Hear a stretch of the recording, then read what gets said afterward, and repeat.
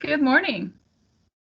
Good morning. Welcome to TGIF Programs. This is Jory, and I am joined by my colleague Vernitra, as well as our wonderful patron Mildred. And today we're going to be talking about our databases that we love at Freeman Library. Yes, thank you, Jory. We are so excited today. With your library card, you have access to so many wonderful free databases for research purposes, for entertainment purposes. And so we're here to share some fun databases with you today. And I'll go ahead and begin. As Jory mentioned, we do have a guest here, Mildred. So Mildred, if at any time during our presentations, if you have a question, please speak it out loud so that those who are watching, I'm sure they'll have the exact same questions. So you don't have to be shy. All right. So go ahead. I realize I never used your app before, so that's what I'm looking at now. I'm just looking at your app on my iPad. Ah, I can't hear you very well. I don't know if you're far away from your device there, but yes, our app. Maybe later I can talk about that a little bit. Can you hear me okay? All right. So I'm going to start with a database I love because, as Jory knows, a huge part of our jobs being librarians is readers advisory.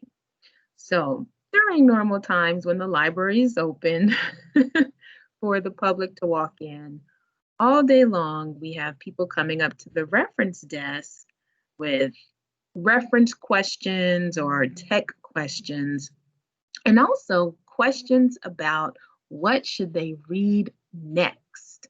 Well, as avid readers, I think I can also speak for Jory. We have a lot of ideas to pull from just from our own reading, but it's nice to also have a tool to help us give good suggestions. So this is a tool that you, as a reader, can use at home. And what it is it's a reader's advisory tool that helps you find what to read next based on your preferences, based on your genre interest or your author interest or your subject interest, or perhaps you recently read a book and you loved it and you want to find some what we call read-alikes, okay? So, as we all know, probably, the Amazon website is really good for showing people buy-alikes or read-alikes, but this tool is even better because, one, you're not going to spend any money, and it's strictly for books, okay? So I think you're going to love it. So what I'm going to do, I'm going to be sharing my screen. So let me do that. Do some magic here. And we will do this one. Okay. All right. Okay, and everyone can see my screen. If so, just nod your head. It's on the Harris County site. Okay, wonderful. Small victory, small victory. All right, so the first thing you're going to do is you're going to go to our website, hcpl.net for Harris County Public Library, okay? Once you go to the website, you can choose to sign in at this point, or when you get to the database you want to use, you will be prompted to enter your library card number. So once I'm on the website, I'm going to go to Explore. Okay, so I'm going to click on Explore, and it brings me to this page, which if you're taking notes, it's hcpl.net/explore. And I'm going to scroll down, and I'm going to click on Research and Learn. So it's got this graduation cap as an icon. And once I click on that link, it brings me to the page that lists all of our databases. Okay, so there are different, there are a couple ways you can search for one of the databases.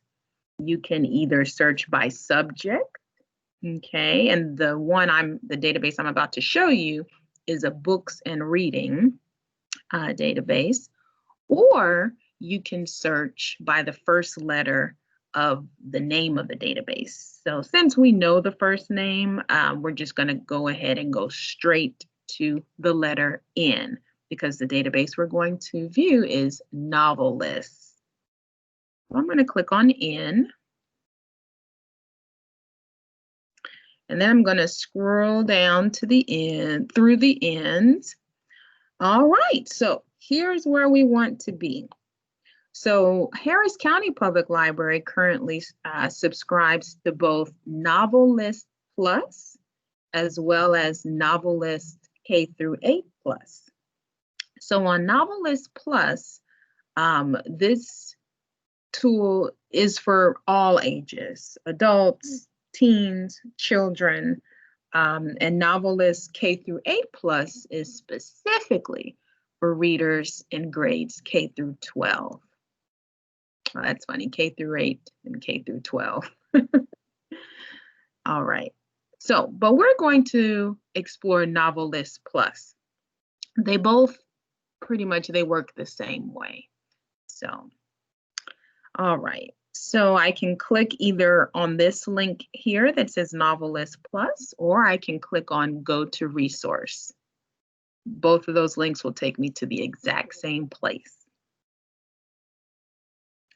Now, when you click, I'm already signed into a library card, but if you had not signed in upon first landing on the library webpage, this is where you would have been prompted to enter your library barcode number.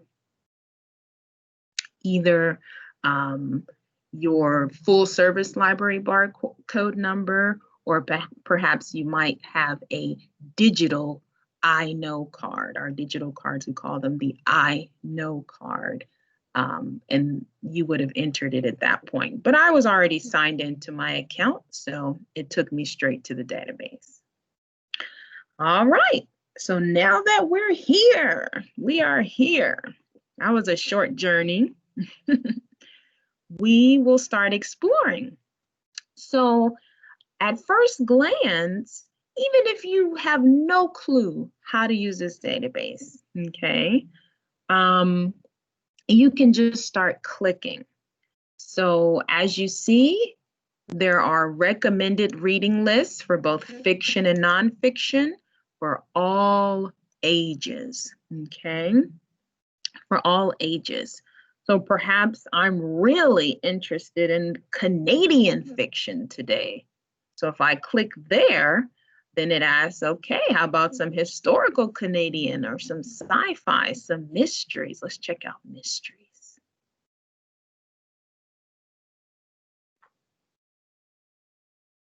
Ooh, so I can immediately start browsing, but I'm going to go back. Okay. Or maybe I'm really interested in some fantasy or romance, or westerns, okay? I can scroll down over here and there's some other recommended reading lists. So suggestions that have already been curated for you by age, adult, teen, ages 9 through 12, and even younger readers. Okay, so perhaps I'm interested in some funny books or own voices books. And if you're unfamiliar with that term, it means books about a particular group of people written by someone in that particular group. Okay. Oh, I like these books. I like these books, lyrical and stylistically complex. Oh, sweeping and dramatic. Those are good reads. So as you can see, NoveList the creators have done a really good job of really trying to capture certain reading moods and tastes so that you can easily find something that is right for you. So let's click on sweeping and dramatic on that tab. And it gives us some suggestions. Oh yeah, Ken Follett, his books are definitely sweeping, like 5,000 pages. Let's see. And then you can book stops. Yeah. After you Door finish, stops, I should say. use it to prop your baby up in the high chair. But yes.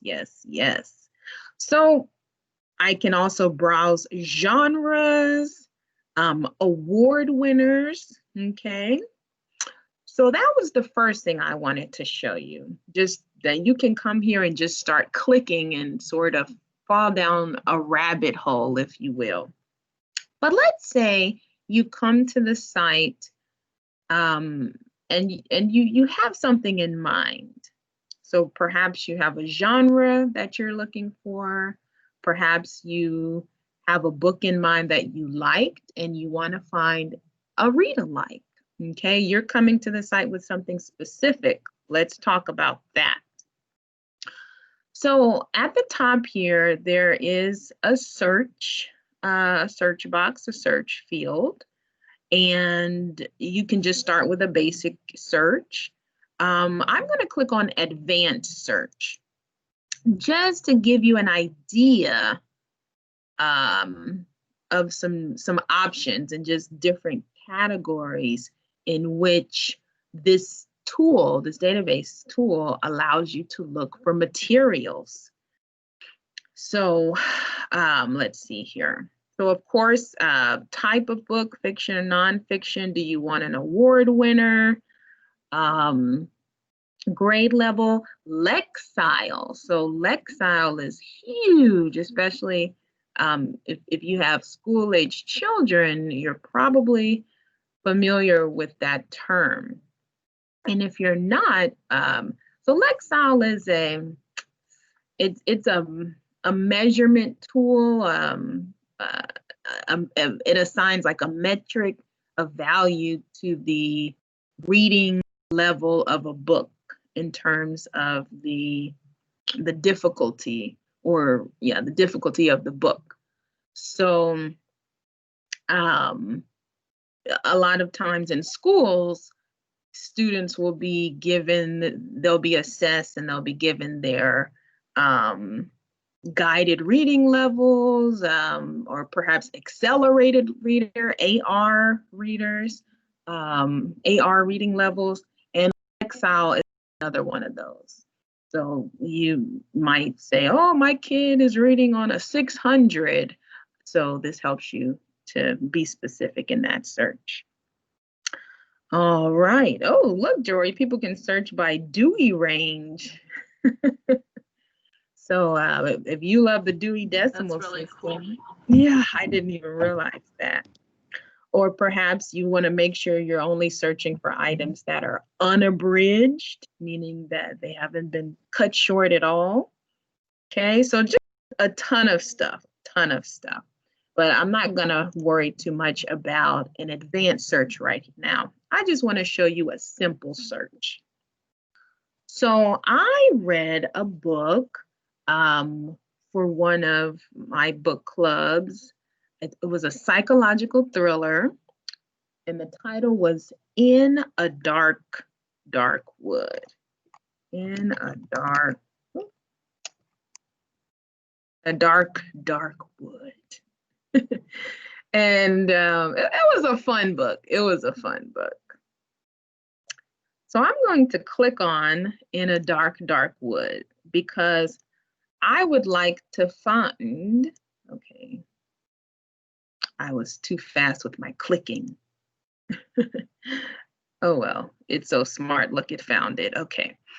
I want to find another fun psychological thriller. Okay. So In a Dark, Dark Wood, I'm going to select that title. All right. So at first glance, you can see that it provides the description, genre, the storyline. It's intricately plotted, which I could definitely vouch for. That was a twisty plot. The pace, the tone, different reading level systems such as AR or Lexile that we were talking about. Okay. Reviews on the item. Okay.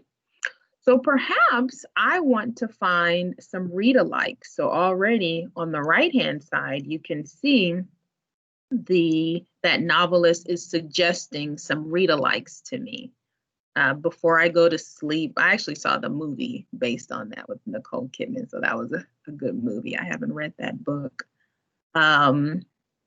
So I see some great read-alikes that I can try out. Okay. Or using the categories of this book, such as an intricately plotted storyline or a menacing tone or fast-paced writing, I can search for other books that have those, that share those categories. So, so yeah, let's try another one.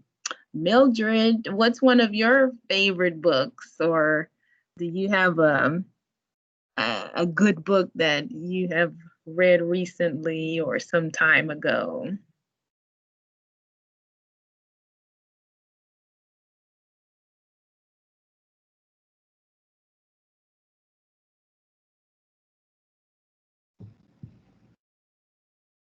Let's see. You might be on mute. I think you're muted, Yeah, Mildred. muted. Okay.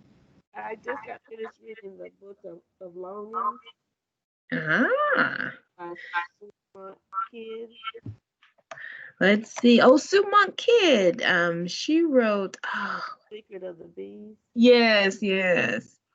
Let's see. Secret of Longing. No, the Book of Longings. Oh, Book of Longing. Book of Longings. Sue Monk Kidd.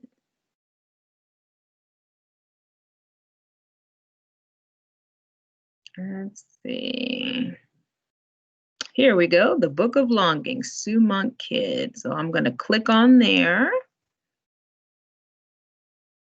And you know what I love about this tool?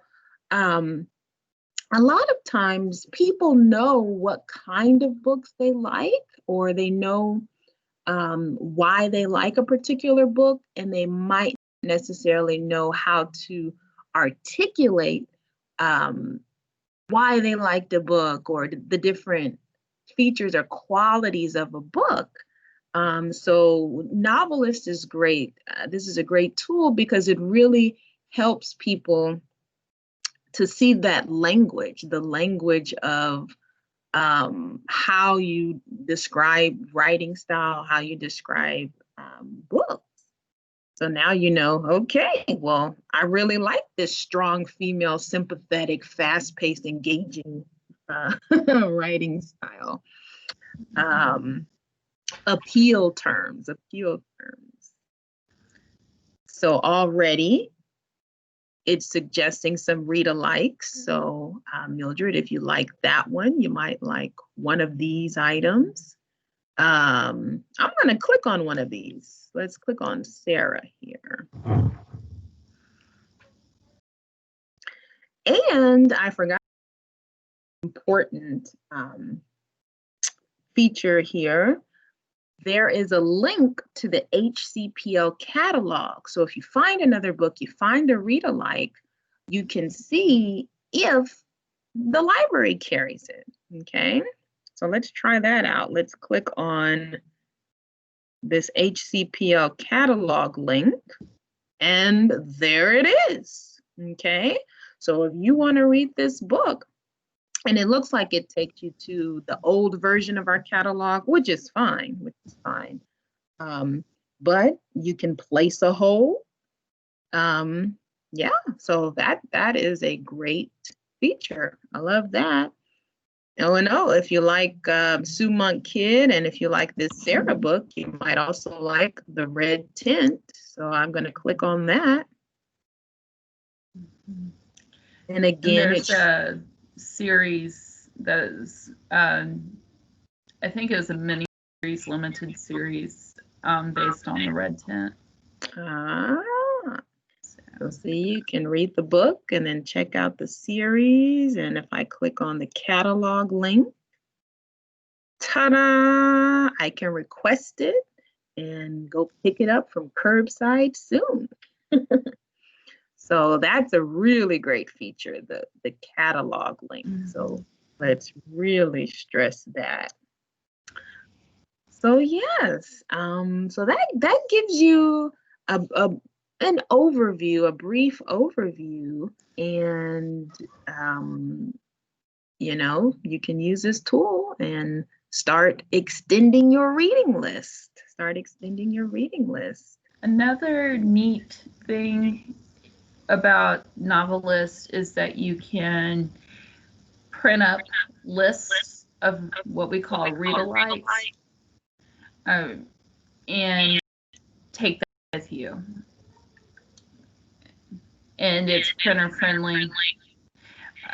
I've had some experience printing from it, and I will say that NoveList is run by people, not machines, and they are extremely responsive to any errors. If you notice an error, feel free to let us know. I noticed an error once a long time ago. Well, it was way earlier in the pandemic. And so I was able to contact somebody in our administrative office, and she worked with them and corrected it because they had linked up something erroneously. So, but I really like that there are people behind this. And we spend a lot of time discussing this, researching this, and trying to match people with books they will enjoy and get benefit greatly from. Yeah, we utilize this database a lot at work. Because we do read a lot of books, Dory and I and our fellow library coworkers. Occupational hazard. Occupational hazard. But we don't have time to read all the books. So. No, sadly. Books, so little time. Yeah. So a tool like this is invaluable in our profession when definitely connect people with books they'll like. Mm-hmm. And I would have to say that NoveList is probably one of my go-tos, especially when when we have patrons physically approaching the reference desk, and when we've been doing our book bundle, we've looked at NoveList too. And there are definitely, Vernitra has her reading preferences, and I have my reading preferences. I'm sure you do too, Mildred. And when there are some gaps in my interest that, whereas our patrons really love to read that genre or subgenre, I can at least go to NoveList and see a few things and be able to recommend those. And they have librarians on staff there at NoveList. And they've actually led us in some trainings. Very cool. Yeah. Very cool. And I don't want to assume anything here, but I see for tone, I wonder if this is for the young ones. Do you have any gross books? Gross. Yeah. Not that big people, older people don't want gross books, but we have gotten people at the reference desk saying, I wanted 2 gross books. Yeah. And we can find them for them. Yeah. Since they, I won't finish that statement. I was about to say something about school cafeterias, but yeah. Let's see. So Mildred, if you have any questions, feel free to ask. But yeah, in short, that's NoveList. And for those watching at home who have younger people at home, know that you can also use this version of a NoveList, but then there's also that the K-8 one that we saw when we were first going to the database. So definitely also check that one out. And you can even choose your format. Adult reference, you have a call mark on phone. Yes. A little taste of library land. Indeed. You can limit it to audiobooks or books that are in a series because you want to see more of certain characters and different authors. You know, hey, I really liked this author. Does he or she have more stuff available?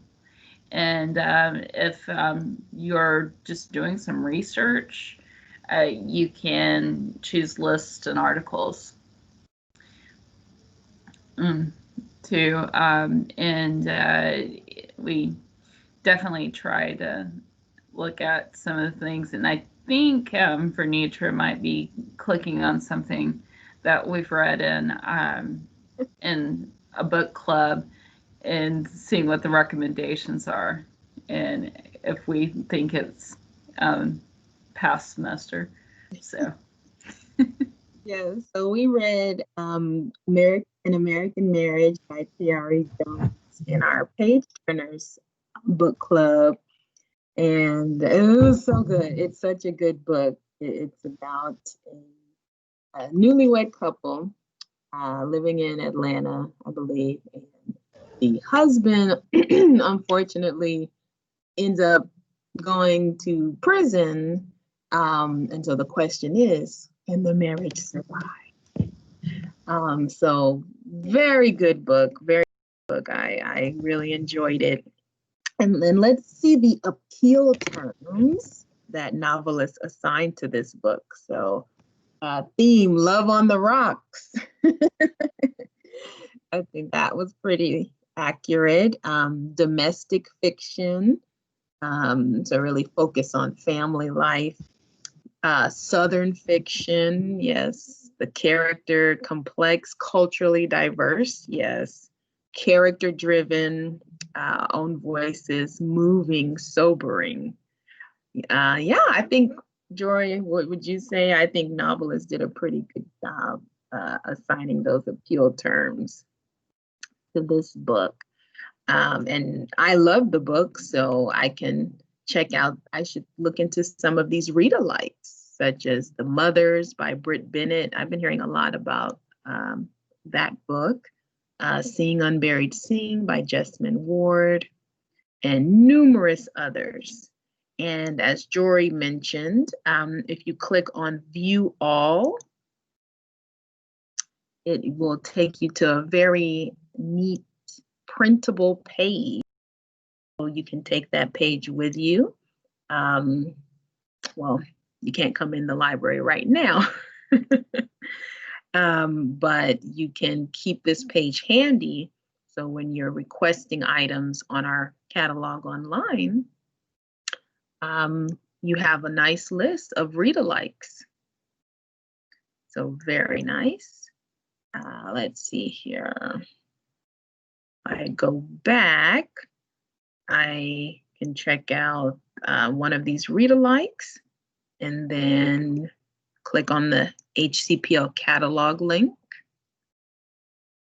And there it is. There's the ebook version, digital audiobook version, the CD audiobook version. So I can start requesting the item. Oh yes, so I am going to unshare my screen. Very helpful. I wish I had known about it when I was involved in a book club. Our book club kind of disbanded a couple of years ago. Oh, Yeah, this is nice. it is. It is. Maybe you might have to reinstate your book club. And, you know, you could tell the members, show them this database, and then they can, you know, make a list of potential books that you all can vote on or something. But yeah. So just off the top of your head, do you have any questions about NoveList, or was that pretty informative? Yeah, that's quite informative. I like it, and I like the fact that it has not only fiction but nonfiction. Mm-hmm. Yes. Graphic novels, all kinds of forms and formats. All right, well, let's see. I'm not sure if Jory can hear us. Let's see, she might be having a computer issue or something. So I'm going to, let's see, maybe I'll go to my next one. Jory, if you can hear me, you can stop me. But I'm going to pull up on my screen here. Let's see.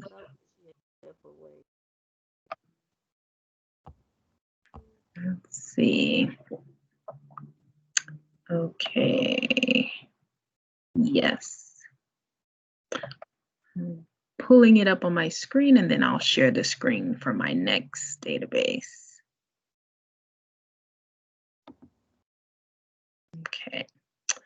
All right. Well, I guess I'll go ahead and share my screen.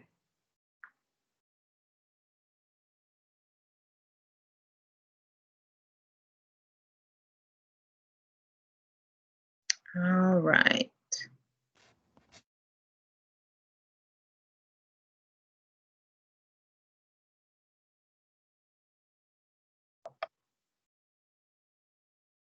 Oh, wait, wrong button. There we go. All right. Oh, wait. Okay. Sorry. Wrong screen. Let me try that again. All right. And there.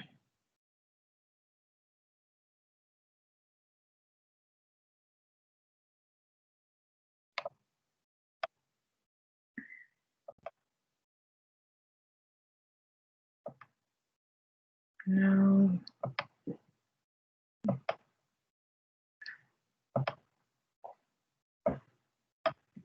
Okay.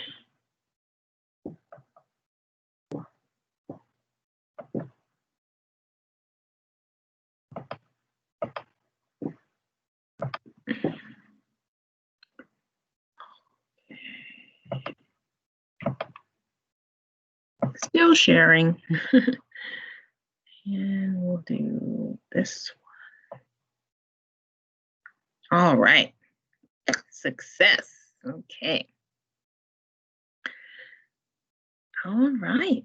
Well, the next database I'm going to share is for all of those out there who want to learn a new language. Yes.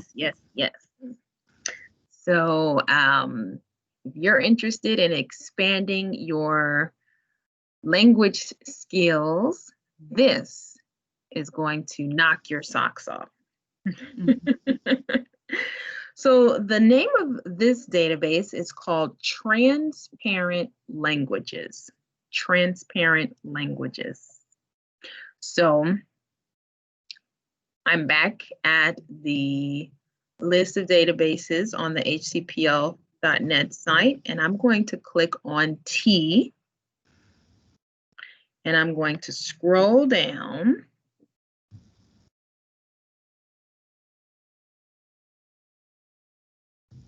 We have so many databases. There it is. Transparent language.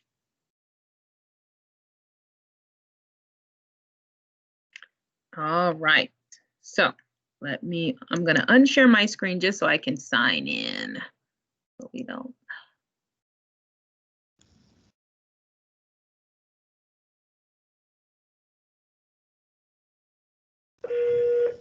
Adult reference. All right.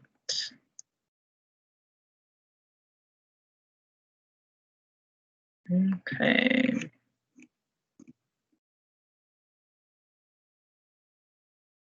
All right. So now I can share my screen again.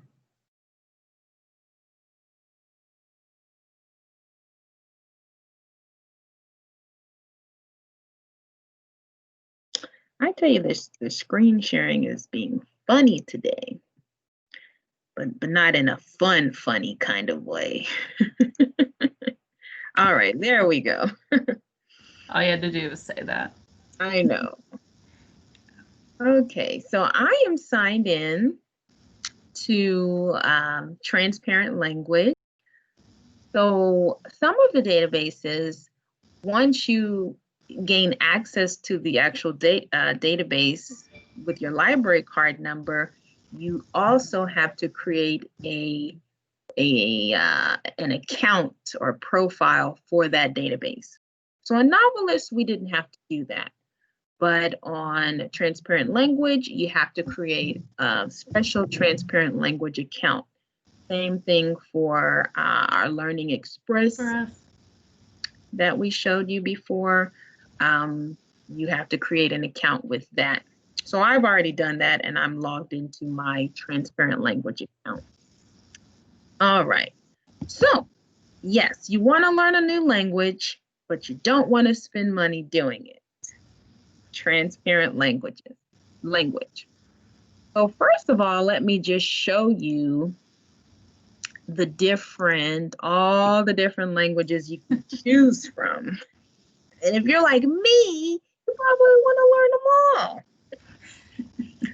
So many books, so little time, so many languages, so little time. So, you know, you've got Spanish and English, Japanese, French, languages that people often ask us for resources for, but so many other wonderful languages. So Romanian, Latin, hey, who said it's a dead language? German, Esperanto. Let's see. Bengali, Chinese, Tagalog, Swedish, Swahili, Icelandic, Zulu, Yoruba, Hausa, Croatian. I mean, so many languages, too many languages. So let's pick something. Jory, give me a language. Danish. Danish. Oh, I'm not surprised.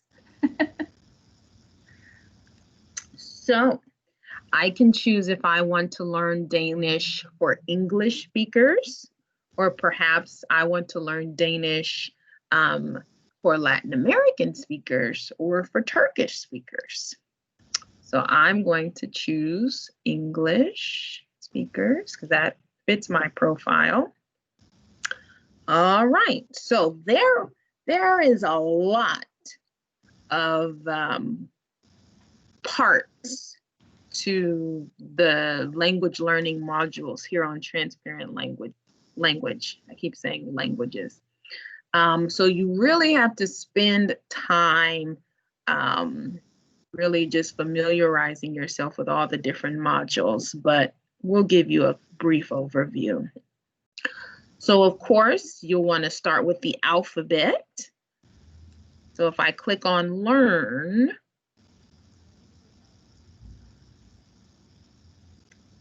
here, our little box is in my way. Okay, yeah, see, I needed this green button here, Start Learning.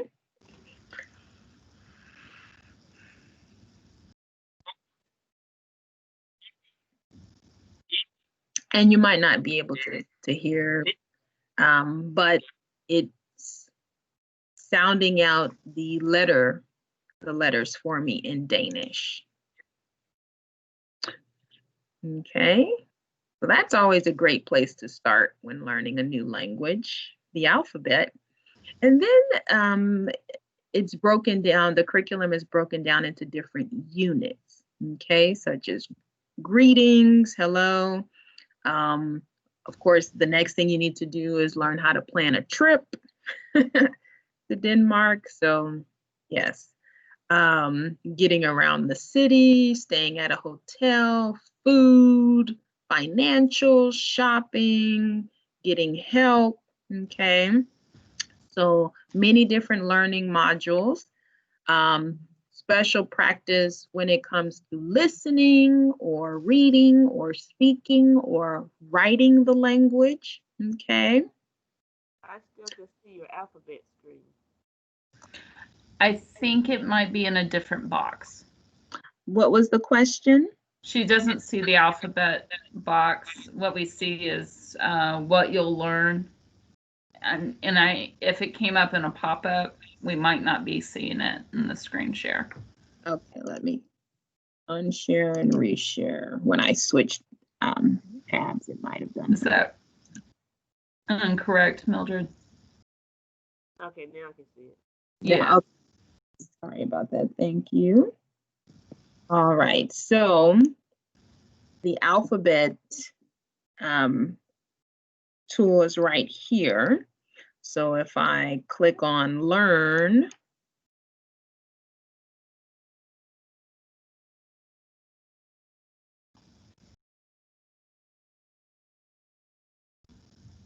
so I can learn the letter name as well as the sounds.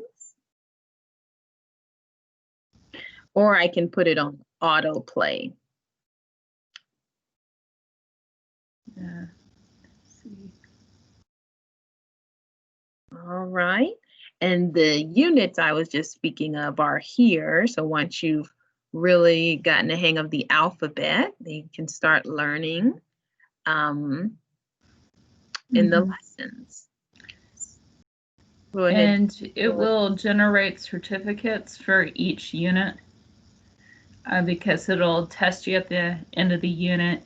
I did one in another language, and then the very last certificate it generated showed all the hours I'd spent using the database to learn the language, and it 23 hours. I told her manager, know that this is the entire program, not just one day, because we do have restrictions on how long we can work and all that. So that was pretty funny, and they do have different voices in talking to you, and they're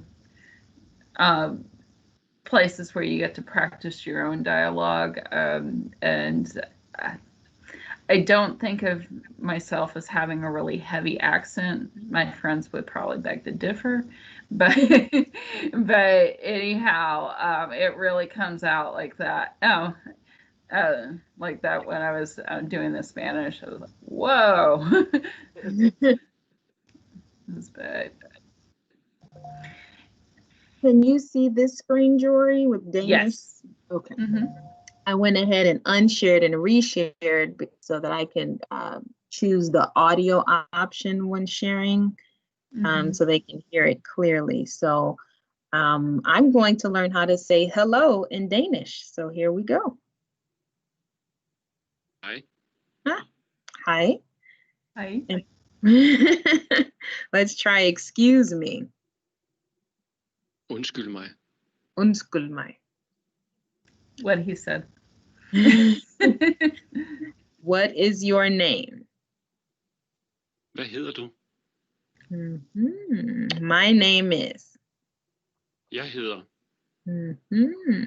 Very nice, very nice. And again, I can click on play all. Hej. Undskyld mig. Hvad hedder du? Jeg hedder. At hjælpe. Jeg har brug for. Okay. Excellent. Wow. So let's go back to the learning path. And let's see. Let's go to organize your trip. Click on start learning. Let's see. I would like to buy a ticket to.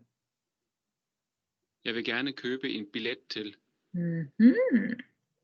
Denmark. Danmark.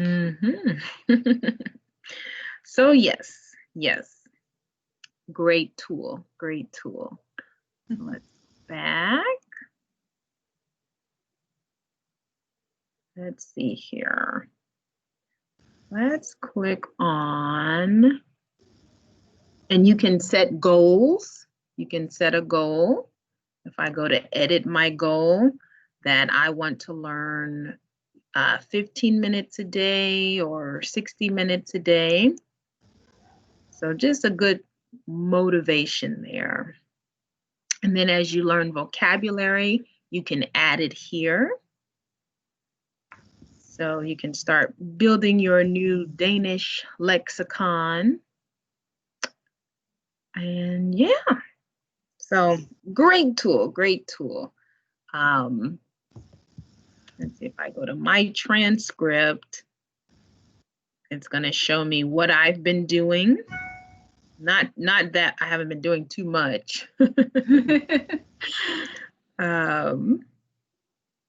Let's see, I can browse vocabulary, essentials, alphabet course. It'll show me some other great resources to help me with my Danish learning. Okay, so I can check out, a Danish blog. That sounds fun. Nice. Yeah. So yeah. So Mildred, if you were to learn a new language, what do you think it would be? I've been trying to learn Spanish for a while, so I get That's a good one. Just get the words and then I get stuck. Somebody told me it may be easier to do one that has stories in it, but I tried listening to TV and stuff. I don't know if the stories really help either. But, well, let's see what the Spanish one looks like. So I'm going to show you how I selected that. So if I go to Spanish, if I click on Spanish, so again, you have options. Latin American Spanish, South America, Mexico, South America, Caribbean, or perhaps Castilian Spanish. Spanish for Brazilian, Portuguese speakers, or Spanish for Turkish speakers. So I'm going to choose Latin American Spanish.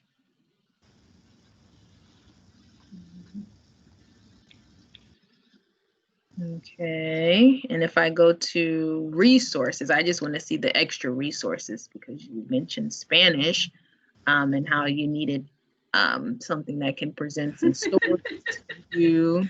Huh?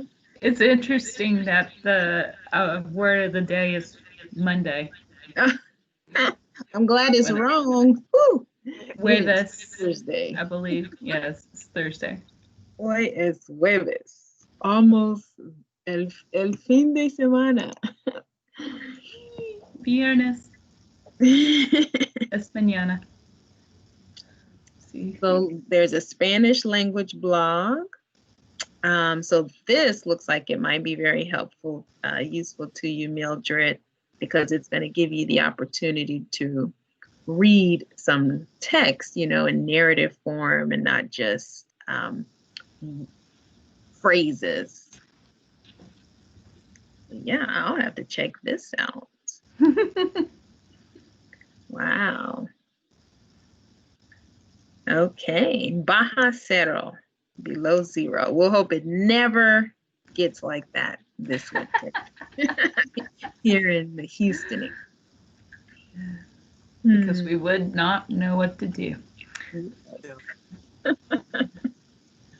But yeah, so I love this database, and for those of you who are learning to enhance your job skills, as Jory mentioned, it's really nice that you can print out these certificates.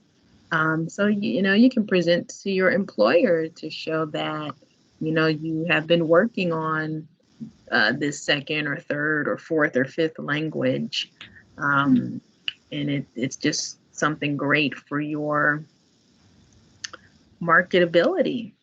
So. And just being able to communicate with others. Exactly. Yeah. I see that you, Vernitra, I see that you have the Harris County Public Library tab up.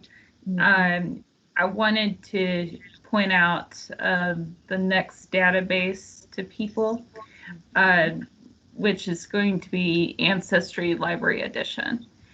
And I like clicking on them alphabetically because Ancestry is one of my favorites. And traditionally, Ancestry Library Edition, not to be confused with Ancestry.com, although it comes from the same people, is only available inside the library or on the library's Wi-Fi. Yet, because these are extraordinary times, Ancestry Library Edition has graciously granted remote access through March 31st, 2021. So I've been able to look at this while I've been working from home or on my weekends because this is of great interest to me. And so if I were at home, what I would do is click on it, and I would put in my library card number. So Vernitra, as you're doing your Vanna bit, could you go ahead and click on go to resource?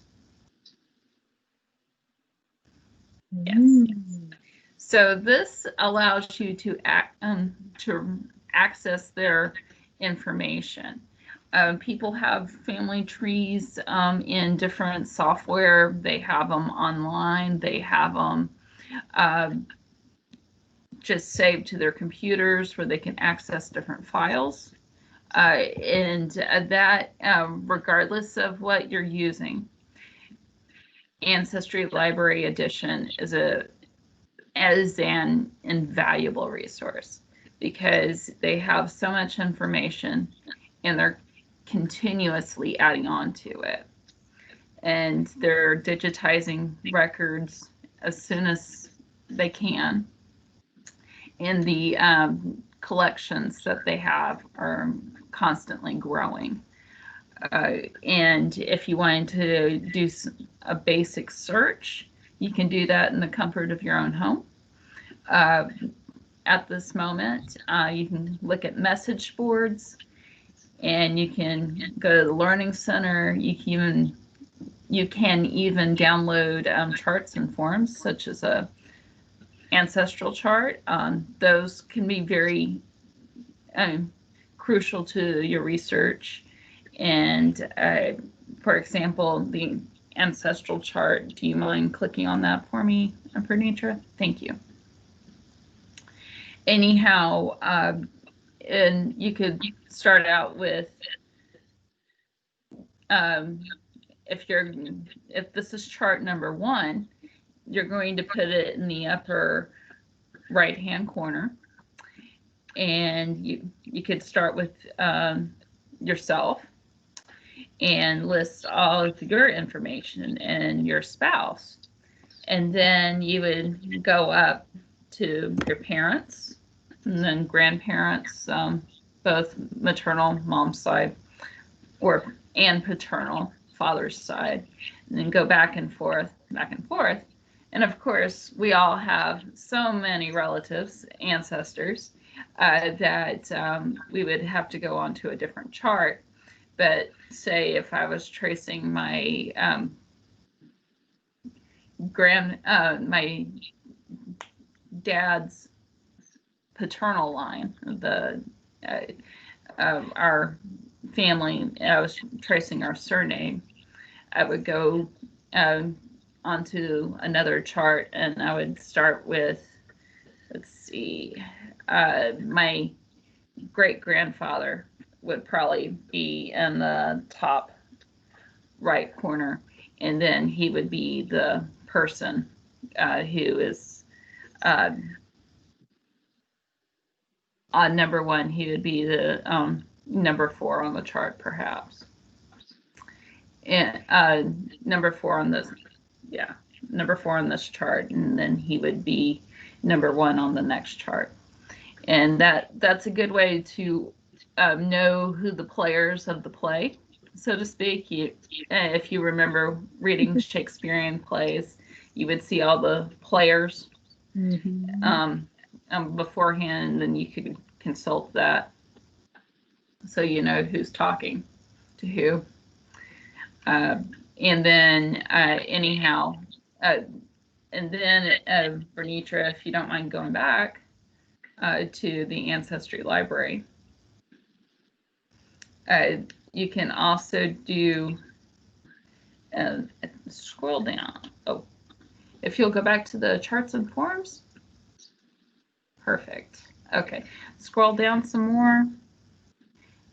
There's a family group sheet. So if I wanted to do one of my family's group sheets, like my family that comes from Denmark, Germany, what I could do is fill this out just about that family. So I might have an ancestor named Brown, and with that Brown ancestor, I could list that, okay, this is the Richard Brown family. I pulled that name out of thin air, but the Richard Brown family, as opposed to the Samuel Brown family.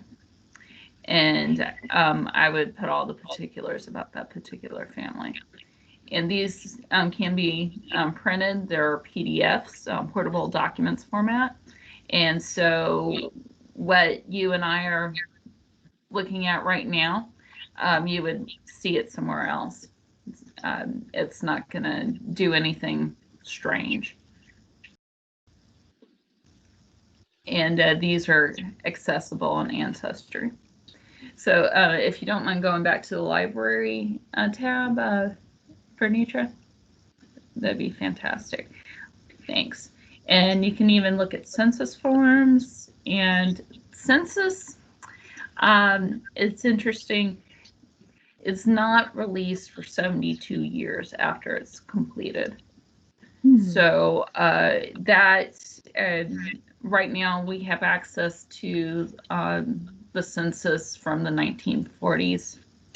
And I believe in 2022, we will have access to the 1950 U.S. Census. I didn't know that. I did not know that. I think they picked out 72 years so that if we were to research somebody more than likely they had passed on. Mm-hmm. Wow. And so, Yeah, slave schedule. yeah. Interesting. And Ancestry also divides things into different areas, and you can research different charts, but I think one of my favorite functions on Ancestry is just the general search box. It's to the right of the home, and you can search all categories, and you can put in first and middle name and last name. My surname has been spelled all sorts of ways in various censuses, and Ancestry members can go in and submit a name correction. One of my ancestors, whose name was Thomas Bingham, it couldn't. Whoever had digitized the record had put his name down as Jones Bingham, and because to that person it looked like Jones.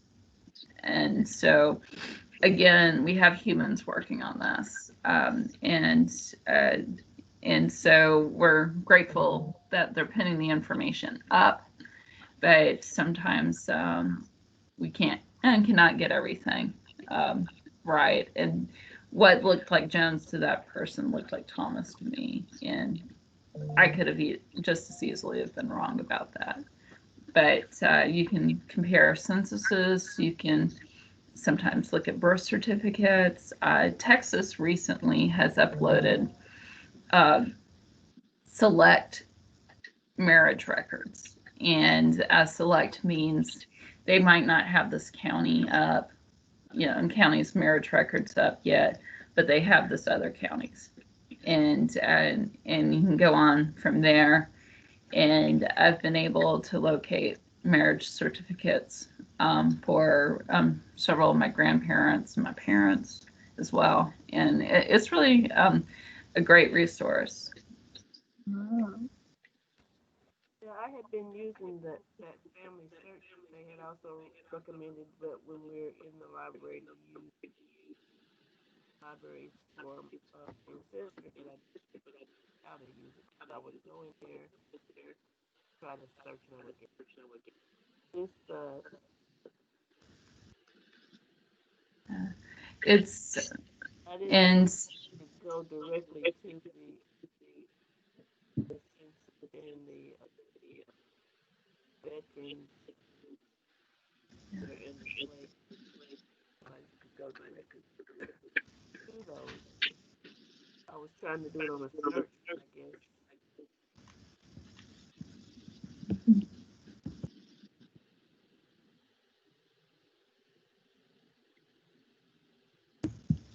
also I was attending a webinar recently comparing the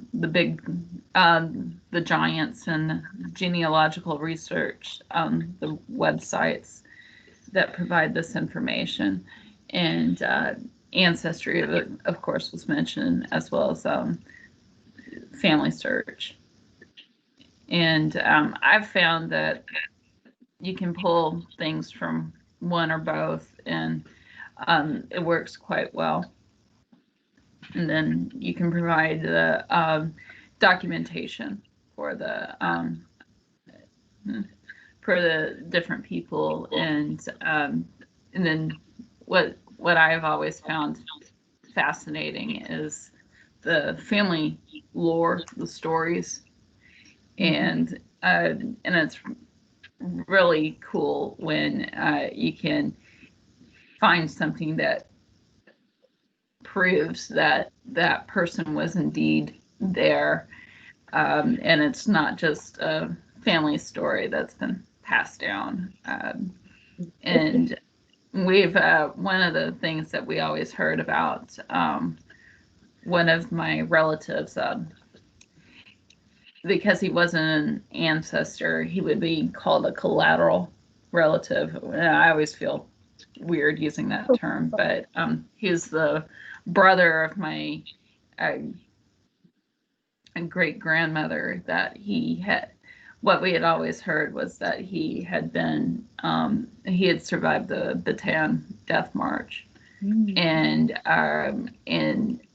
he was there, and we saw some naval not naval record. We saw some military records that did reflect that he was there.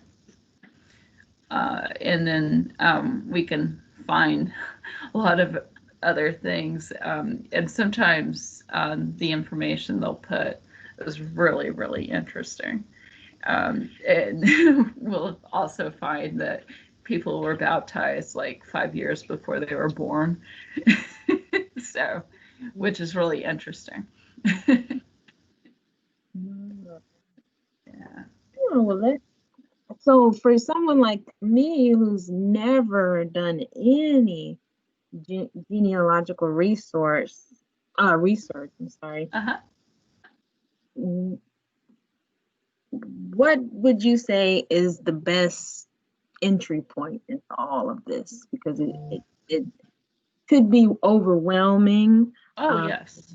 There's a lot of information out there. What I would do, what we started my family, because I'm not the only one who's enthusiastic about such, is that I was able to set up a family tree on Ancestry. And some people have set up family trees on Family Search, and some have been able to purchase software that they download to their computer and done it that way. And there are other databases, other services that are similar. I have not had as much experience with them, but MyHeritage does that. MyHeritage also offers some really interesting image features where at one point you could upload a picture and see what celebrities you looked most like. And it was really neat to see who you looked like, because it didn't go by coloring or anything like that. It went by strict facial structure. And that was really cool to see. But they used that tool to also see who you might be related to. Like a certain family is well known for for the kind of nose they have. And one of the things I learned was that I had the Bingham nose, and since I didn't grow up with the Binghams, nobody really knew about the nose until about 10 years ago. And anyway, and then you see a picture. When I've seen saw a picture of the family, I could see that. I was like, oh, okay, that's where it came from. Yes, yay. But anyhow, I mentioned these because they websites can start building your tree. And what they always ask you to do in genealogical societies, and just a basic principle of research, is that you start with what you know. And for example, you're going to know a good deal about yourself, probably where you were born, what date, and your birthday, like I said, where you were born, your parents, and you start with your records. And then when you get that, okay, well, your parents, and then you can go, from each one, and then you can add different records, and then try to get it as far out with the basic information, and then you can, and then what you have there are building blocks, and you can add on to them. And so I don't have any brothers or sisters, but if I did, I would go ahead and add them, and if my parents have siblings, I list them as well.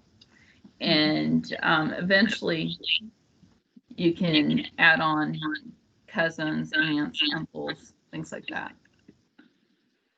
Wow. Well, it definitely sounds very interesting. Very interesting. I think it's one of those things where everyone says, one of these days I'm going to do this. So, right. Yeah, how intriguing.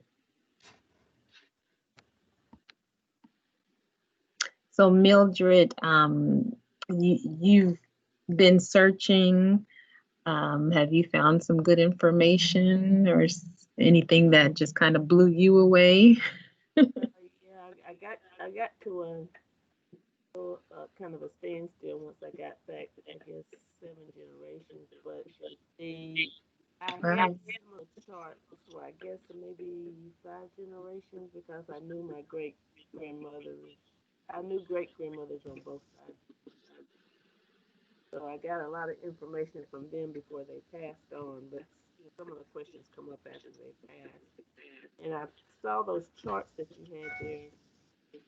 Maybe doing the individual family charts will help me because I'm starting to get confused when I start adding people onto the chart now. I'm getting confused as whether I'm putting them in the right place. And um, so that I guess that family farm would help. But one thing I did, some of the things made sense once I started looking at them is that my great grandmother on my father's side, she was very, very protective of the females and really, really, really stressed that we focus on education and not on boys. And when I only knew that she had one child, which was my father's, my father's father, yeah. So, but she had actually had 3 children, and actually my father's father's father was not. Yeah, so it was like there was some out of wedlock, marriage. I mean, children, and but they took on. I think they took on the married name, and then I found one of her sons is really mysteriously because someone contacted me in Michigan and said that they were from that line, and it said that he had died at the age of around 20 from a train accident. He had gotten ran over by a train. So, but he was like 200 miles away from home. So you were thinking maybe he's running away from home. Did he actually get ran over by a train, or did he actually make it to Michigan where he started working for GM? So that part of it, I haven't figured out all the details because they do have death records, but the death records came from the railroad, and I've learned since then from Clayton that sometimes you can't depend on those things because you know somebody's getting run over.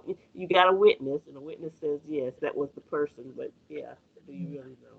So it, and so it was kind of weird that the witness was actually from the family of my niece, which my one of my brothers had married into.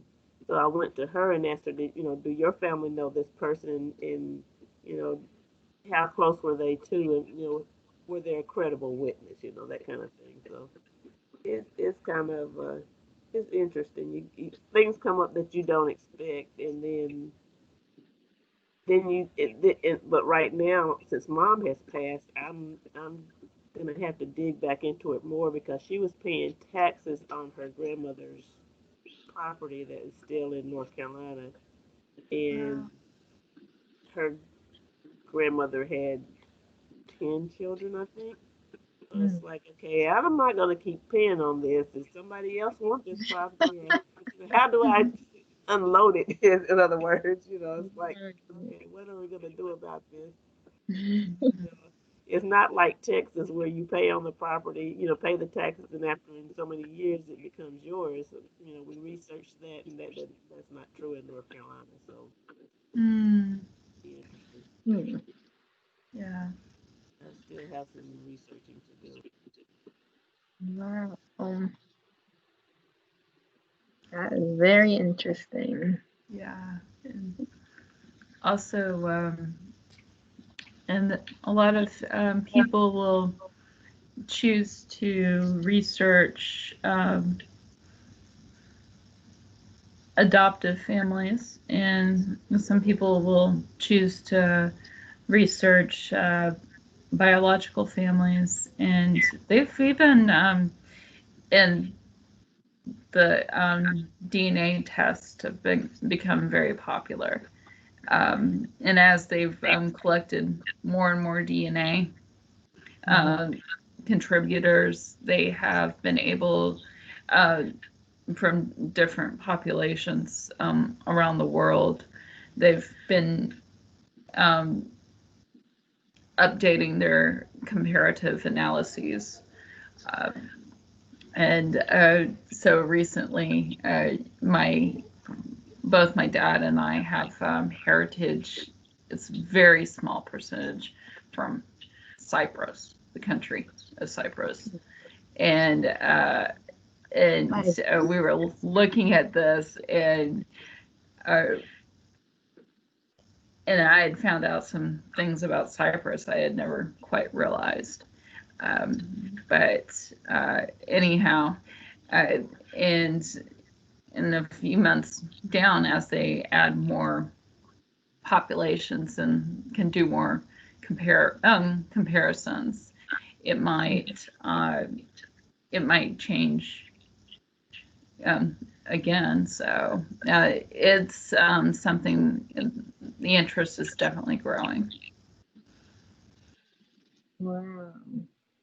Okay, I see where it is. I'm looking it up. Yeah, interesting. Yeah, Any of that. but and I say if you can access Ancestry Library Edition and from home, definitely do it while you can. And we are certainly grateful that we can access it remotely. Mhm. Depending how things go, they might extend it or we'll just wait and see. But they have until March 31st, right, to access it from home. And only a couple of our databases have to be accessed within the library walls or on library Wi-Fi. So the majority of our databases, you don't have to worry about that in regular times. Yeah. Right. Wow. Very interesting. I'll definitely have to start this journey one day. Mm-hmm. One of our colleagues definitely wanted us to mention that within our research databases, if you don't mind going back to the page for Nitra for Harris County, Mhm. you can pick out your research database alphabetically, but you can also pick out databases by subjects. And we one staff favorite is the do-it-yourself category, and that includes hobbies and crafts. And if you scroll down a little bit, the Chilton Library helps you with car repair and they provide car repair guides that you can access without being in the building. That's always been true, and so you can do some repairs. And there's also a Hobbies and Craft Reference Center. I believe that one, yeah. And also, as Vernitra said, that you can access that always. And there's a Home Improvement Reference Center, a Small Engine Repairs Reference Center, and that's been a nice addition to our list of resources. I've actually never picked this one out. I'm going to just pick out the Hobbies and Crafts one. Right. Needle crafts, recreation, scrapbooking. I love hobbies, so I should check this out. Go down a rabbit hole there, huh? I'll have to tell my husband about the Chilton Library because I know he has some of the car handbooks, manuals, but some of them were down. Some old cars. Definitely.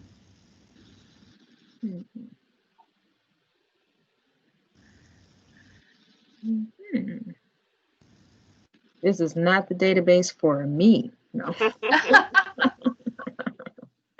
Yeah, and then if you'll go back to the Harris County, yes. One of my favorite databases, and I did minor in history, so with that warning, go ahead and click on Biography subject. And we can scroll down on that. Biography, that's provided by Gale in Context. And this resource I have found to be invaluable.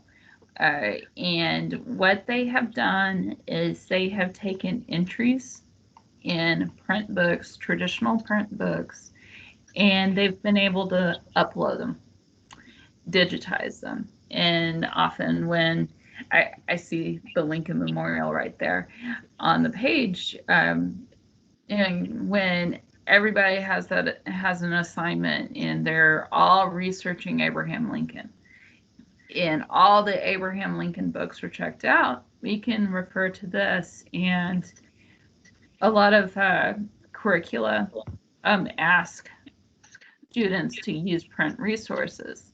And yes, this is put online so more people can access it, but this comes from a printed resource. It comes from a book quite often.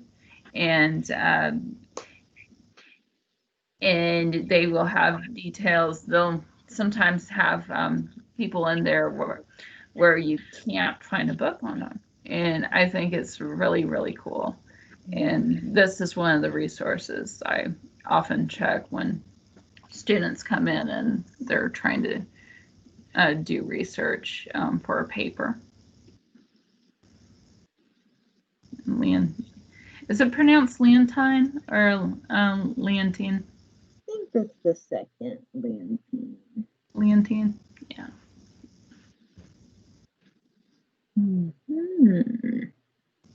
All kinds of resources. Right. So some periodical references. Very neat. And that's an entry in the Almanac of Famous People. It gives you further reading, and it even has ways that you could download the article or email it to yourself. And you can narrow down your research to include full text. Very nice. And you can print it.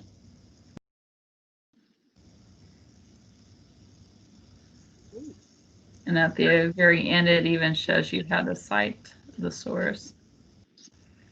And if you're just curious, you can look around and learn about different people. I think that's really neat. Yes, we always get questions when we're at the reference desk from students who need a print resource that you know, very good resource.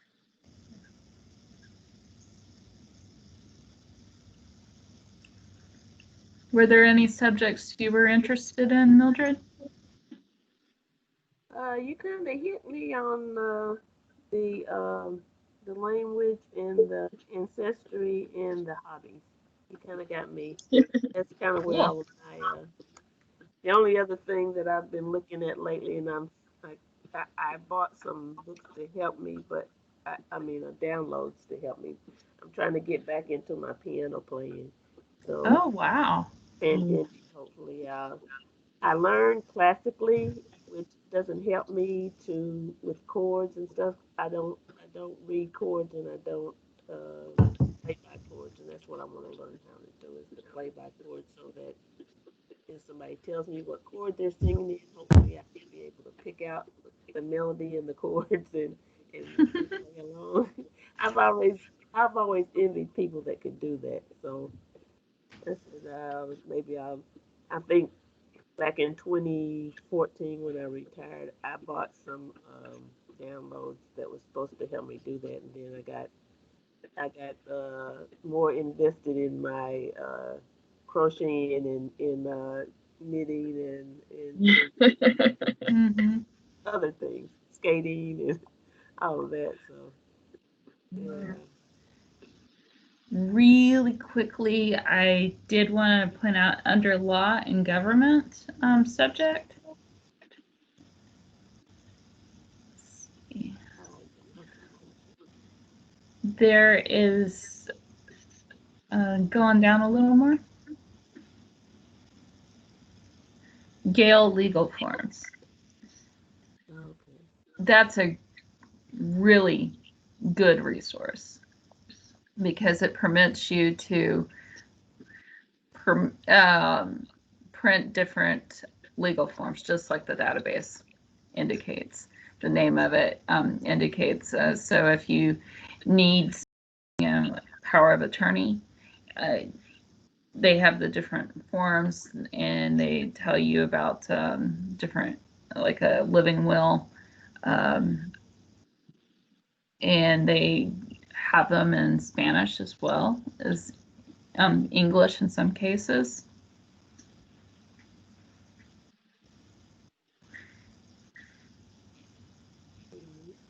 And you can print those. They have them in the Word format, and they also have them in PDF often.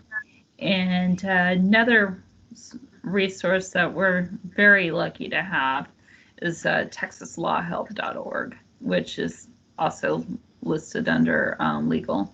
And you don't have to have a Harris County Public Library card to be able to access it, but we like it when you do have a Harris County Public Library card. And you can get legal information and forums, legal help. You can ask a question. They do have a live chat during certain hours, and they have some staff that can even speak in other, can communicate in other languages. And they can help you with a lot of the things that that we as librarians cannot help you with legally. But and I say that meaning that it's not legal for us to give that kind of advice. But and these two sources are really popular for very good reasons. So I wonder if every state has libraries. I think it depends on the state.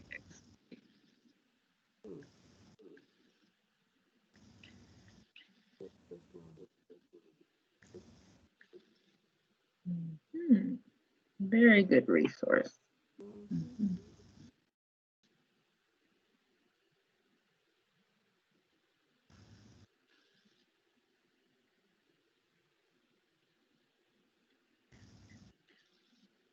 Wow. Yeah. So much at our fingertips. Yeah. Now, these are just a few of our databases that we really like a whole lot, and we're very fortunate to have and be able to share.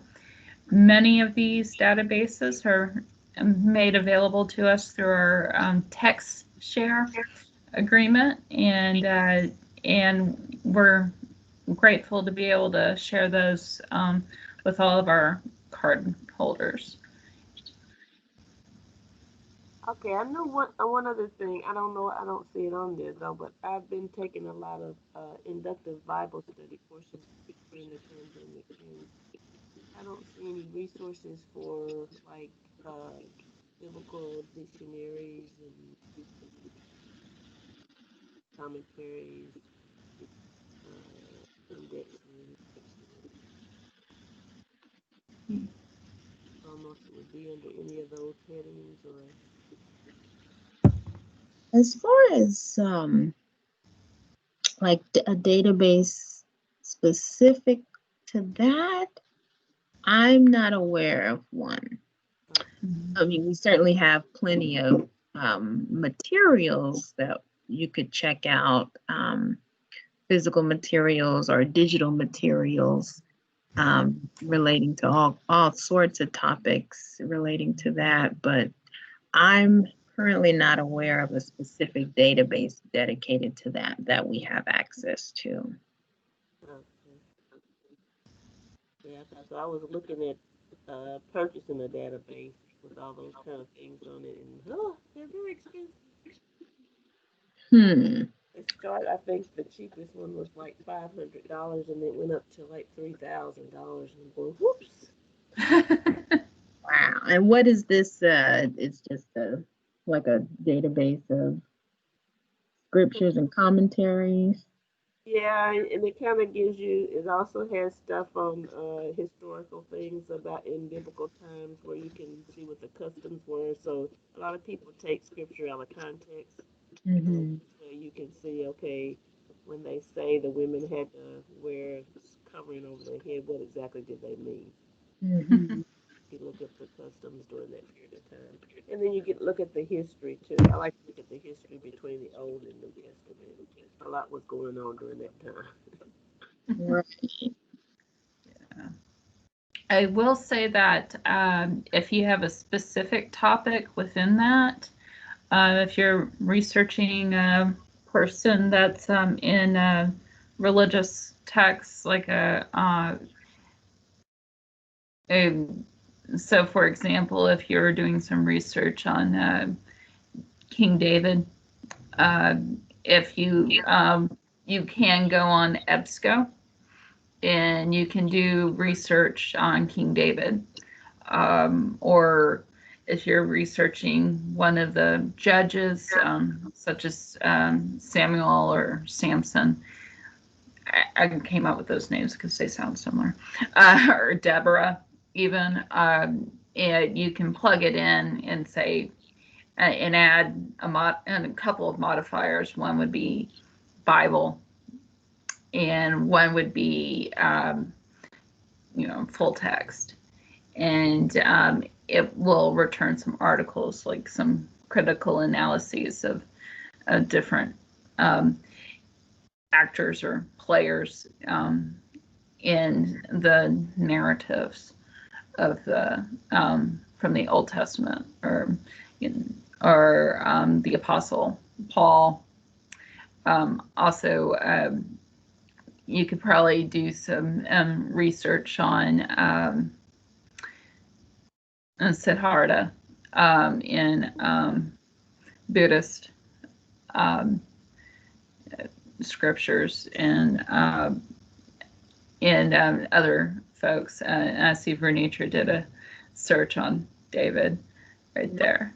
No, just typed in King David and just the general search field on our website. That is nice because it's going to search books and media and anything that are in our article databases. So that's what's in green. So then it gives you links you can click to. So like Jory was saying, even though we don't have a database that's specific to that, there are still tons of articles on biblical related things in lots of different databases. Right.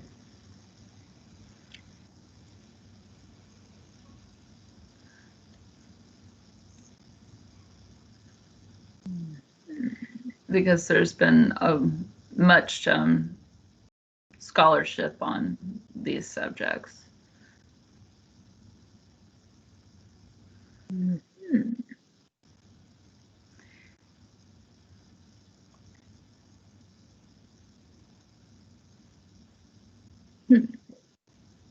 Very nice.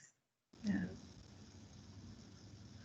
A lot of some of the representations in the Bible of David show him as having red hair. And a lot of people think that's really odd, but then in Bible it talks about him having ruddy hair. And then as we were looking at transparent earlier, some of the language, I believe one of the languages you can study is Hebrew. And also Greek and Aramaic was also one of the languages used in scripture. I noted that one down, the Greek and the Hebrew. I saw that. I didn't see the Aramaic. Yeah. That down too. Okay. Now, and I've known people who have been studying Hebrew all their academic lives, and they're still finding things that they never saw there previously, because some words that we have in English don't quite capture the full meaning of the term, and some conventions of different languages don't quite have it. An example would be the word love. I believe in Greek they had a number more, where you could have a love for 5 different words for love. Yeah. Right, exactly. Or certain groups have more than one word for snow. And that's definitely true. Because I might say I love cheese, and I like cheese a whole lot, but do I love it? I don't know. But then I can say I love my mom, I love my dad, and so it can be, and those loves are different, and it will, and it can expand on that too, and then we have a different way of saying things to different people. In Spanish, if there's a formal you, and then there's a friendly you. Like I hope Bernice wouldn't mind if I said "Cómo estás" rather than "Cómo está usted." So that would be how I would address one of my teachers, I'm guessing. But anyhow, yeah, and so transparent can go hand in hand with some of your research and into the different subjects. You can just take it line by line, Mildred. Oh. So anyhow, I think we're about to the end of our time, and I wanted to thank everybody for helping us out with coming out with databases, some of our favorites, and these are just a few. That's why there's some in the title, and I will admit to you that I limited everyone to up to 3. So anyhow. because there are just so many that we have the privilege of offering to our patrons. And feel free to contact us and at our library's phone number, and our website is up 24/7. So, and I also want to thank everybody for being here and for everyone that will be watching this. And with all that said, I'm going to sign off, and we'll have information about our next tech Q&A coming up in the new year. And have a stay safe and have a wonderful new year. Thank you. Thank you. Thank you for joining us today. And if you're thinking of technology, if you want to make a website or a blog, don't forget to sign up for one of the WordPress web design and blogging classes. So if you've never heard of it, I alternate. So one week I teach beginner, the next week I teach workshop. So if you haven't started, you would start with beginner. So next Wednesday, the 9th, I'm teaching a beginner class. And then the workshop happens on I think the 16th and the 30th this month. So go online and you can register on the events calendar. Just look up WordPress, WORDPRESS class, or you can call the library if you have any questions. Thank you. Stay safe. Bye-bye. Bye.